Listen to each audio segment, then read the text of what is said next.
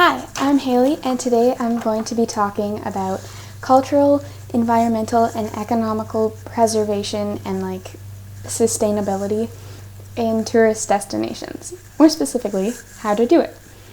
So I'm going to start with talking about economically. All-inclusive resorts. There are a number of issues with all-inclusive resorts, but I think the main one is the money. They're usually run by foreign investors because they have enough money that they can build the infrastructure needed to house all of those people for a longer period of time. And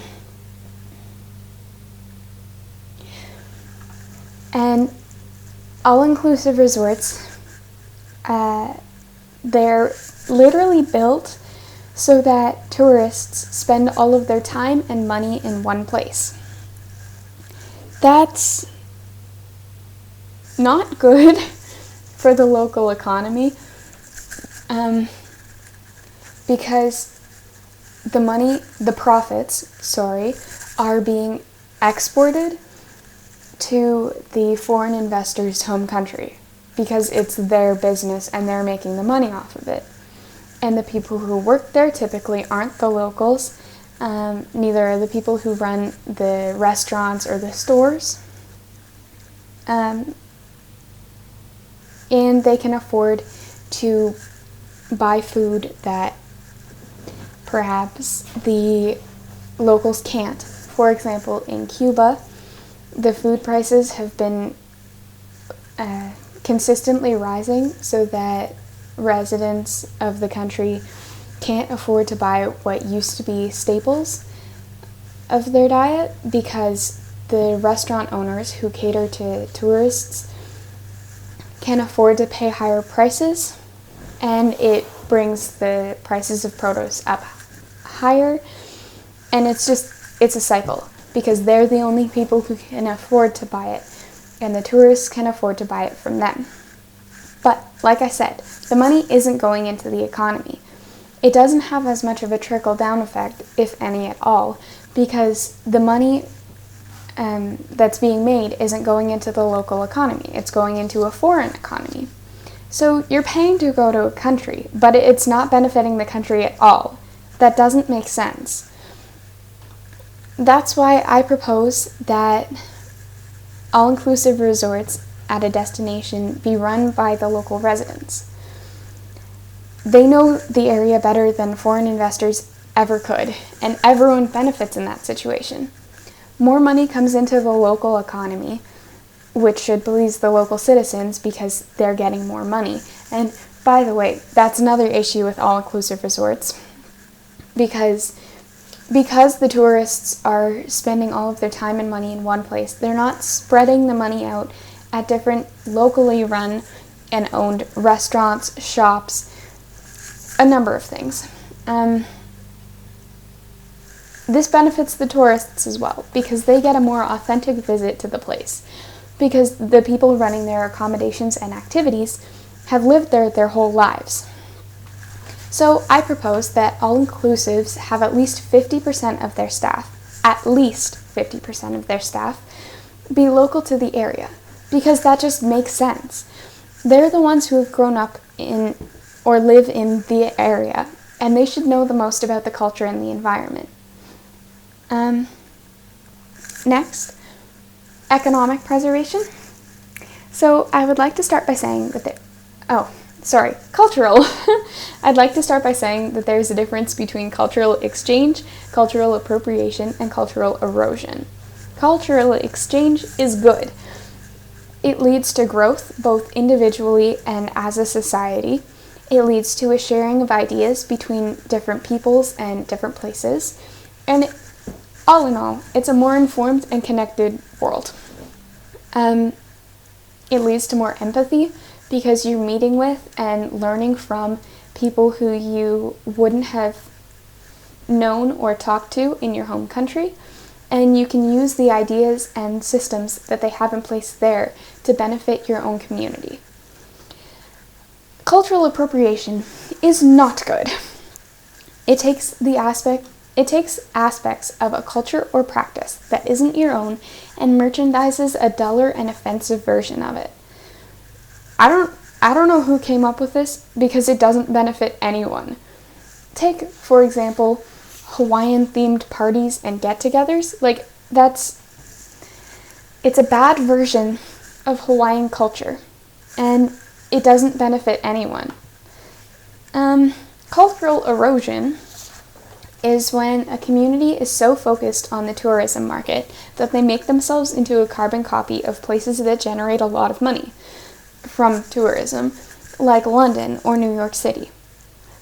Cultural erosion isn't good either.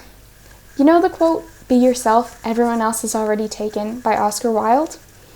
That's why we try to stop both cultural erosion and cultural appropriation.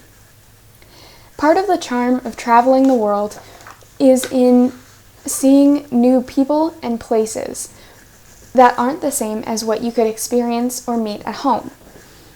That's why I propose that something like CanCon be put into place for clothing stores, hotel chains, and food places. CanCon, or Canadian Content, was put into place in 1971 to make sure that Canadian cultural content, like music on radios or television shows, wasn't overrun by American content. That means that about half of the content that's on the radio or on TV today should be, and I say should because there's services like Netflix or Disney Plus that don't adhere to those guidelines because they're not public, you have to pay for them. 50% should be Canadian content. And I think that the same sort of rules and guidelines should apply to clothing stores and hotel chains and food around the world.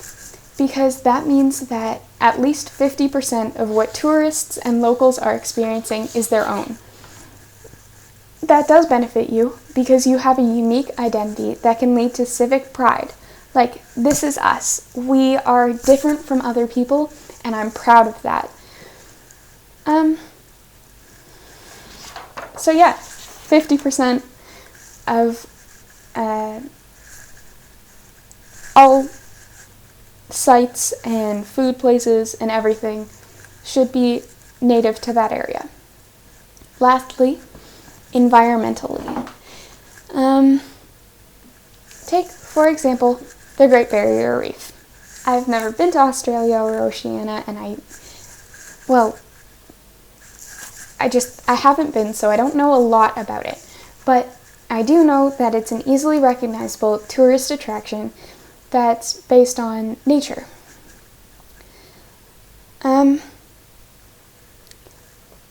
You don't want it to get overrun. You don't want the reef to die because there are too many tourists in that area at a time, or just in general. I think we should have systems so that tourists can't overrun and overuse natural resources, including food, beaches, and other natural attractions. So, limiting the number of people in an area at a time, I think, could work. Say, for example, 100 people visit the Great Barrier Reef every hour.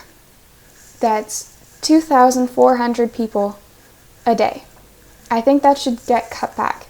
There should be a limited number of people at a natural attraction at a time. Because if you limit the number of people at a time, and then you take that time limit and multiply it by the entire year, that means that the total number of people in that area has gone down significantly. So if you put into practice lowered numbers of people that can go there and time slots, so say you're going diving at the Great Barrier Reef, maybe in 2 hours, about 30 people can visit it. And not only will this save the environment because you're limiting the exposure people have to it, which can adversely affect it, This can also bring economical benefits, because if you're limiting the number of people who can go there, that means that it'll be in higher demand, and people will be willing to pay more for something that they know they can't get to easily. In conclusion, limiting the number of people who can go to a natural attraction at a time, having at least 50% of staff in all-inclusive resorts be native to that area, and